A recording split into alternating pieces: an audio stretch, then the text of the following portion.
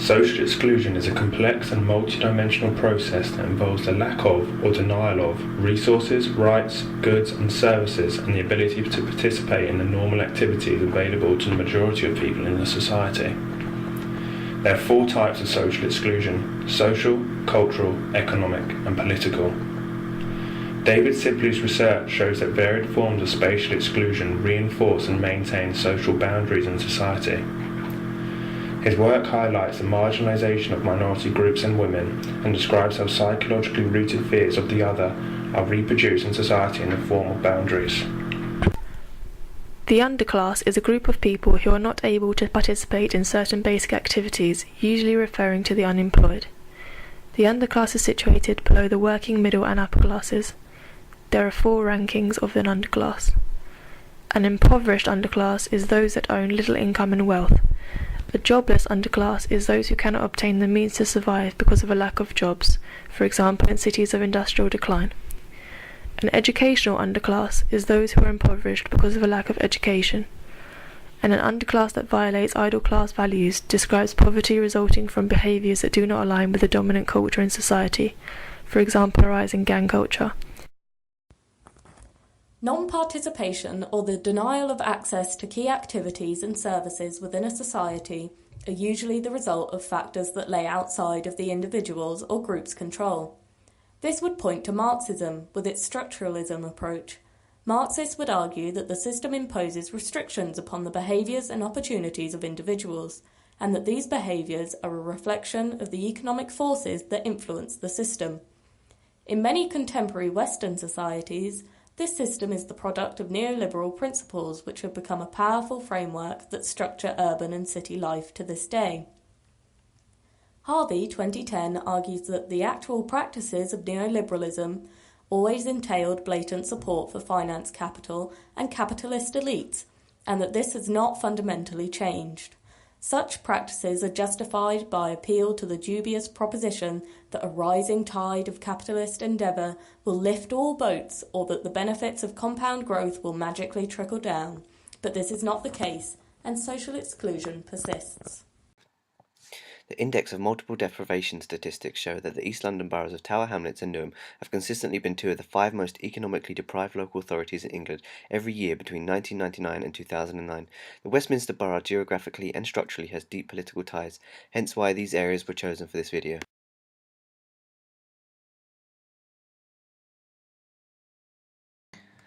There are 11.5 million people in the UK who are covered by the disability provisions set out in the Equality Act. However, disabled is a broad term that covers a range of debilitating physical and mental conditions that may render certain people less able than others. For those living with more crippling disabilities, urban spaces as they stand are implicitly designed in such a way that certain spaces are reduced to no-go areas as thoughtless designs act as exclusive elements. According to neo-Marxist thinking, the exclusion of the disabled population arose with the industrialization of the country, when people were deemed as either productive, or in the case of the disabled population, under or non-productive. Oliver reiterates this, explaining that the lower productivity of a less able person will hinder the progress of capital accumulation and therefore make them less desirable. Kitchen states that buildings have been built to cater for and prioritise the dominant values of the able-bodied community. It could be said that instead of accommodating for those less able, policy has been aimed at trying to make the disabled population more normal, rather than changing the system to accommodate disabled people for who they are. Space is an important constituent of social relations, but has thus far been socially produced to exclude disabled people. Spaces are currently organised to keep disabled people in their place, as well as being social texts that convey to disabled people that they are out of place by being inaccessible or at least difficult to access. For most people, postcodes are just numbers and letters that indicate where we are or where we want to go. But for postcode gangs, they are territorial, spatial boundaries that define where they can and cannot go. Gang members have a deep sense of place attachment in which small geographic areas are considered safe to move freely in, while other areas, sometimes just across the road, can be sites of physical danger. If gang members from one postcode enter another gang's postcode territory, they can be subject to physical abuse and violence. In the London borough of Tower Hamlets, it is estimated that 26 out of the 27 gangs in the area are Bangladeshi. Being restricted to particular postcodes is a form of exclusion, as gang members cannot move freely or safely to areas that are outside of their territorial boundaries. Gang behaviour is an example of the underclass, as gang members often make a living through illegal activities and struggle to support themselves through stable means. However, public opinion seems to suggest it is now becoming a problem to the local population, as people will feel vulnerable to attack and unsafe travelling or residing in certain areas. Play areas are intended for the enjoyment of children, but are often taken over by adolescent youths as places to hang out, which can create psychological barriers and spaces of fear that exclude children from places that are primarily designed for their enjoyment. Older people also have spaces that are designed specifically for their use, such as retirement homes where only people over a certain age are allowed to reside. This excludes younger generations from living in those buildings. Older people can often feel displaced as globalization and modernity bring changes that alter their neighborhoods. In a study by Phillipson, Kingston and Smith in 2000, the views of many white older residents in East London reflected a loss of identification with the local community. White residents expressed that they felt like foreigners in their own neighborhoods, and in Bethnal Green, older people spoke of their friends and family dying or moving away and being replaced by younger residents with different values and attitudes. The elderly can be excluded because of difficulty maintaining links with family and friends. Some say that their children and grandchildren visit them less often because they dislike the neighbourhood and feel unsafe. Fear and feelings of vulnerability amongst the aged can create psychological barriers that lead them to stay indoors, especially at night and during winter months. In a different study by Phillipson, Bernard, Phillips and Ogg, elderly people in Bethnal Green indicated that they feel threatened and have a sense of being shut in. Hill 1999 argues that spatial exclusions in women's lives are a reflection of gendered power relations and a fear of victimization. Psychological barriers can exclude women from entering certain areas. For instance, women are more likely to feel vulnerable in public spaces than men, and often exclude themselves by not going out alone at night because of a fear of violence and sexual harassment. In many mosques, women are separated from men upon entry and have to pray in separate areas for modesty reasons and to prevent distraction. In many cases, women pray at home instead of attending the mosque at all. This is an example of gendered space exclusion within a religious context. Begum 2008 indicates that the spatial organisation of Brick Lane is inherently constructed as a masculine territory, with its adjacent rows of restaurants, a mosque, retail shops and a steady flow of men passing through. Women stand out and are at the same time out of place. It is an Islamic belief that men and women's relationships are complementary and work in harmony, but even so, Muslim women are found to be more likely to remain at home and perform a domestic role than men and non-Muslim women. In Bangladeshi culture, visibility of women after dark is associated with loose sexual morals and promiscuity, which has discouraged behaviour and may cause women to exclude themselves and remain at home in the evenings because of cultural restraints and feelings of guilt. Miria, 2003, notes that although cultural diversity has always characterised Europe, the growing potential for mobility and communication has led to new forms of exclusion in transnational communities and multicultural societies. In England, Bangladeshi communities are concentrated in London and mainly clustered around the eastern boroughs, with the highest concentration in Tower Hamlets, where the Bangladeshi community makes up 32% of the population. Bengali secular community leaders are keen to shape the urban local community space through symbols of Bengali nationalism, including the Shahid Minar monument displayed here, which commemorates the martyrs of the language movement in 1952. The area of Bethnal Green and Tower Hamlets has high levels of poverty, overcrowding and unemployment, as well as increasing levels of social exclusion which further entrench inequalities in health. Borges 1998 explains how residential exclusion can be determined by a household's economic opportunities and on aggregate characteristics of an ethnic group, which can result in the ghettoisation of an area. Horsall 2007 continues by saying that past socio-economic indicators demonstrate that British Muslims, particularly those of Bangladeshi and Pakistani origin, are the most deprived ethnic minority groups. Taking this into account, many believe that the presence of this impoverished underclass and their reluctance to interact with wider British society are seen as reasons for the high levels of exclusion and resulting ghettoisation of Bethnal Green. However, it can also be argued that the negative connotations attached to Islamic culture in Western media and miscommunication between different groups exacerbated by language barriers can lead to British society culturally excluding the Bangladeshi community. An example of this is highlighted by Salway 2008, who reports that the strong force of inclusion within the Bangladeshi community are found to interact with force of exclusion from mainstream society, which constrains aspirations and limits labour market opportunities for Bangladeshi men. despite 61% of Bangladeshis achieving 5 GCSE grades or above in comparison to 56% of British whites. On the one hand, negative experiences of and isolation from mainstream British society further reinforce Bangladeshis to rely on other Bangladeshis. But on the other hand, an acute ambivalence towards belonging to a dense Bangladeshi community exists, exemplified in the widespread denigration of the restaurant trade. Social exclusion captures several forms of exclusion, one of which is economic exclusion. This is understood as the non-participation in or blocked access to the labour markets, public services, finance, housing, education and the health sector. Exclusion is both a state and a process. For example, economic exclusion as a result of labour market exclusion, which also refers to unemployment, is a process that can lead to relative deprivation and social disadvantage. Therefore, as Myers-Bergman analysed state, from impoverishment to poverty. The Office for National Statistics reported that labour market exclusion was relatively high in the borough of Newham. At the start of 2013, unemployment stood at 13.2%. Out of 32 London boroughs, Newham placed in the top 4 worst for unemployment. In comparison to the worst 8 boroughs for unemployment, Newham had the highest quantity of job centre plus facilities. This relationship between labour market exclusion and inclusion-driven centres is expected to be related, as boroughs such as Westminster and Bromley, who fare best for unemployment, have few centres in comparison to other deprived boroughs. The privatisation of various aspects of urban planning and space has forced the exclusion of lower income individuals and the underclass, whilst allowing for the self-exclusion of higher income groups. Gentrification, a process that privatisation has facilitated, aims at purchasing and renovating properties in order to add value and attract middle and upper class families. However, this has become a form of economic exclusion. Gentrification regularly means that rent and property prices increase, which ultimately forces families of lower income and the underclass out of an area because of the disparity between price and income. The majority of gentrification has taken place around Newham's southern border. This type of economic exclusion is prevalent across many poor and deteriorating areas of London, as they are the locations this process is required to target.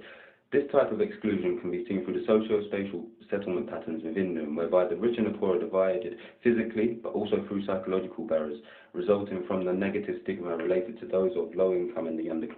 Economic exclusion has meant that those excluded from the labour market need to rely upon the state for services and aids. Though these have a positive impact as they provide shelter and the like, a negative stigma is frequently attached. Pawson and Contreras and Atkinson and Jacobs believe that the government's distribution of council housing tends to be a force that inadvertently creates and maintains socio-spatial polarisation. This acts as a driver for exclusion to jobs, education and other services because of the broader stigma attached to this housing sector and its tenants, which Southern, in 2001, termed social tenurial differentiation. To support this, Phelan and others claim that it is a stigma which spoils one's identity and disqualifies one from full social acceptance. Socio-spatial polarisation is evident within Newham. Large parts have been gentrified whilst others have faced a process of selective downgrading. Consequently, the two extremes of this socio-spatial society are geographically divided along lines of wealth. Gordon and others believe that there is a major correlation between labour market inactivity and women, the disabled and black and ethnic minorities. Exclusion from the labour market can also lead to other forms of exclusion. Service exclusion resulting from economic exclusion is common. This is an individual's inability to afford basic services such as gas, water and electric because of labour market exclusion. The study by Gordon and others found that unaffordable cost caused 11% to restrict their consumption and that 6% had experienced total disconnection. Howard and others argued that the potential for health to be impacted because of economic exclusion is high, and that the failure to meet the extra cost to maintain a person's health, like heating the house or paying for prescriptions, is having a detrimental effect on those economically excluded. Ill health can then exclude individuals from employment as they are unable to maintain a healthy standard to work, which then reinforces economic and social exclusion, creating a vicious cycle. Exclusion from work also impacts social relationships. The workplace is an important arena for social contact and social interaction. Educational exclusion goes hand in hand with economic exclusion. Whitty 2001 notes that many studies have drawn attention to the cumulative effects of low social class origin, poor educational achievement, reduced employment prospects, low levels of psychological well-being, and poor physical and mental health, whilst Ray describes the low social classes as being chained down, leading to these families staying in local areas and the seeds of social exclusion being sown in struggling inner-city schooling, like that of Newham. In 2006, only 41% of students achieved a Level 2 qualification in Newham. That's lower than the national average. In 2008, this has risen to 48%, and it's still on the rise. Newham is trying to create a more socially inclusive society, especially in terms of education. There are now a lot more educational and training opportunities for young people, such as Newham College of Further Education. The University of East London also has campuses in the borough to encourage increased attendance from local people. The population in Newham has also been excluded from some educational facilities due to language barriers. The Economic and Social Research Council notes that the presence of languages other than English has been seen as both an asset and a liability in education, an economic opportunity and hindrance, and an expression of multiculturalism and a threat to community cohesion. It has been found that there are marked differences in Newham in socio-economic circumstance within language and ethnic groups, which may well be driving some poor attainment patterns. Educational exclusion in Newham has led to 1/3 of the population being economically inactive. People are also being excluded from education due to economic exclusion. 1/3 of all children living in Newham live in workless households and do not have the money to go to study at university at an undergraduate or postgraduate level, as they cannot get sufficient funding for the fees. Also, the fares for transport around London are expensive for these children and exclude most of the local residents from using the transport, reducing their access to educational and other facilities. Young people are always thought of as being excluded from politics. Newham has one of the youngest populations in the UK. Young people conceptualise politics in a limited and narrow way.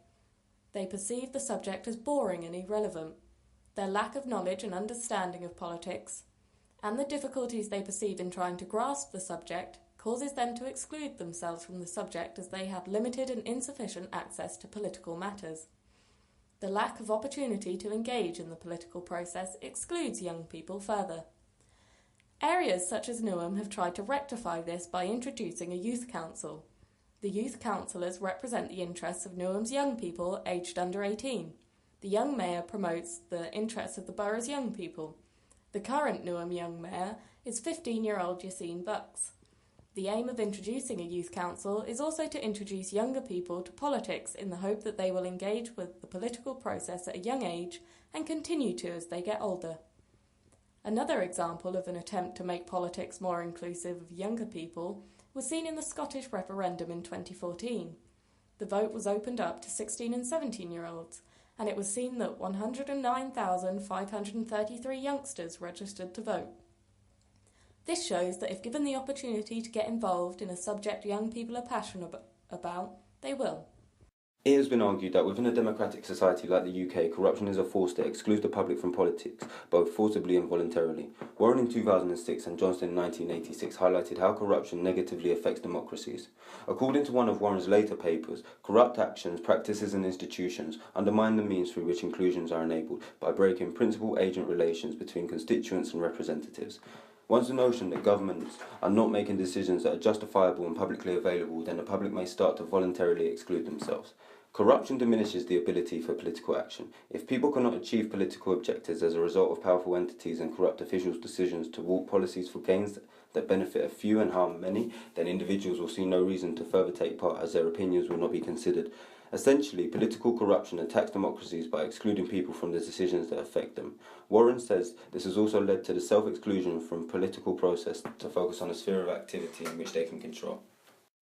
Social exclusion encompasses four main types of exclusion: economic, political, cultural and social, all of which are inextricably linked and play a significant role within socio-space. Space can be read like a text that can include both physical and psychological barriers that naturally lead to exclusion dependent upon the observer. Moves are being made to lessen the impacts of social exclusion, mainly through government policies and the development of supportive and inclusive centres. However, social exclusionist components are complex and reactive phenomena, which can also be negatively impacted by the same moves made to improve it. Structural change, which is outside of our control, also influences how and why people become excluded. Neoliberal principles have forced all types of exclusion within our society.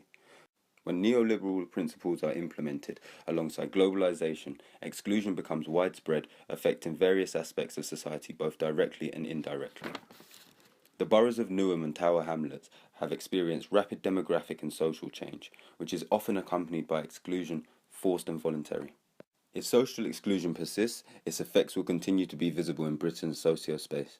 This exclusion is also believed to be where much of society's ills stem from. However, it is important to remember that we live in a heterogeneous world with homogeneous laws and rules whilst residing in micro-communities. This concoction makes it extremely difficult to remove social exclusion.